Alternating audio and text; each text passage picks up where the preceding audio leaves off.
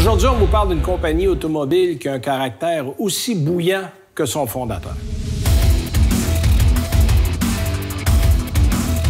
Aujourd'hui, on vous amène en Italie, dans la région de Bologne, en fait, plus précisément à Sant'Agata, et vous aurez probablement deviné qu'on parle de Lamborghini et de son fondateur, Ferruccio Lamborghini. Et on va régler une chose tout de suite, le taureau chez Lamborghini. Bon, le taureau représente évidemment le sigle de la compagnie. Plusieurs ont dit que Ferruccio Lamborghini était un amant de la tauromachie. C'est vrai, il a nommé plusieurs de ses grands véhicules suite à des noms de taureaux célèbres, qu'on pense à Murcielago, qu'on pense à Aventador. Donc, plusieurs modèles ont été nommés, mais la raison de base, c'est que Ferruccio Lamborghini est né le 28 avril 1916. Donc, c'est un taureau, c'est son signe du zodiaque. Alors ça règle le cas du sigle de la compagnie. Maintenant, il a étudié à Bologne et durant la Seconde Guerre mondiale, il a été mobilisé dans l'armée italienne. Il s'occupait de mécanique et il est capturé. Il va travailler à l'île de Rhodes, imaginez, du côté de la Grèce, avant de revenir après la guerre dans son village natal. Et à ce moment-là, évidemment, il doit se trouver du travail et il va récupérer des vieux camions ou du vieux matériel militaire et les transformer en tracteurs. Et les tracteurs, à l'époque, sont très populaires parce que, bon, on revient de la guerre, beaucoup de gens, lui vient d'une région agraire, donc il y avait beaucoup de tracteurs, et il va fonder la compagnie Trattori Lamborghini et va faire vraiment une véritable fortune. En fait, il est le 3e producteur mondial de tracteurs à une certaine époque et il va faire une petite fortune dans le domaine. Il se permet, parce que c'est un amateur d'auto, d'acheter des véhicules exotiques. Il y a eu des Jaguars, il y a eu plusieurs Ferrari. Et un jour, et l'histoire est connue, il se rend voir Ferrari pour littéralement se plaindre. Parce que Ferrari, c'est le voisin. Là. On est à Maranello de Sant'Agata, c'est 10 minutes de route ou à peu près, pour se plaindre qu'il y avait des problèmes, entre autres, de transmission, de boîte de vitesse, que les Ferrari n'étaient pas fiables.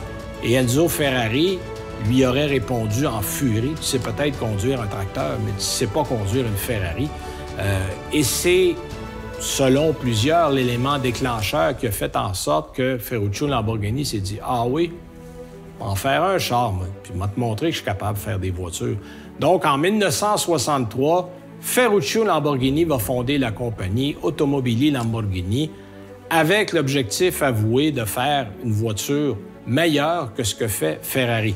En fait, la première voiture en 1963 a été la 350 GT. C'était un prototype, la 350 GTV. On avait un V12 et il n'y en a pas eu énormément de V12 chez Lamborghini. Ça a été réservé aux grandes voitures. On a eu la 400 GT qui a suivi la 350, qui était un moteur avec une plus grosse cylindrée, mais on est encore assez discret dans les ventes. C'est vraiment l'année où on a lancé en 66 la Miura. Et ça, la Miura, ça a été une révolution. En fait, c'est un projet, ironiquement, qui avait été un peu caché à Lamborghini. C'est-à-dire que ces ingénieurs de l'époque travaillaient là-dessus à travers d'autres projets parce que c'était très innovateur. D'abord, c'était un moteur central. On n'avait jamais vu ça à l'époque. Et les lignes, le style, cette voiture-là a marqué son époque. Et quand on a finalement montré un projet plus qu'à demi achevé à Lamborghini, il a fini par plier, par dire « OK, on va la faire ». Et c'est vraiment ce modèle-là qui a fait connaître Lamborghini. Sauf que, bon, ça a été d'assez courte durée. Rappelez-vous, le début des années 70, la crise du pétrole, les ventes de tracteurs sont en chute libre. Ferruccio Lamborghini a été obligé de vendre son entreprise de tracteurs en 1971. Avec la crise pétrolière, à partir de 1973, on éprouve de grandes difficultés financières. Donc, Lamborghini vend toutes ses parts de l'entreprise et malgré les embûches financières, on va être capable de sortir en 1974 un autre modèle mythique, la Countach, qui aura duré 25 ans, en fait, jusqu'en 1989-90. L'entreprise est placée sous la protection des lois de la faillite au début des années, en fait, en 1978. Liquidation judiciaire. Il va y avoir plusieurs propriétaires qui vont passer de 1981 à 1998. Les premiers en liste, c'est les frères Mimram, des industriels français qui vont devenir les propriétaires. Ça va durer quelques années jusqu'en 1987, où c'est Chrysler qui va investir beaucoup d'argent. On va augmenter le réseau, amener des modèles plus modernes, comme la Diablo, entre autres, qui est issue du design. On va même mettre les ingénieurs de Lamborghini au travail pour préparer des moteurs pour Chrysler.